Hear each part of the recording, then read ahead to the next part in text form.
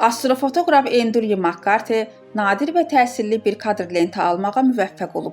Bugün TV Axşamaz saytına istinadən xəbər verir ki, paraşütçünün silueti Günəşin səthi fonunda görüntülənib. İKAR-ın enişi adlandırılan bu layihənin həyata keçirilməsi üçün bir neçə həftə hazırlıq aparılıb və 6 cəhd tələb olunub. Fotoda paraşütçü və musiqiçi McCarthy Gabriel yer alıb. O, təxminən 1070 metr hündürlükdən təyyarədən tullanıb. Bu görüntü qısa zamanda sosial şəbəkələrdə geniş müzakirələrə səbəb olub və müasir astrofotoqrafiyanın ən çox diqqət çəkən işlərindən biri kimi qiymətləndirilib. Hüsniyyə Salmanova, Bugün TV.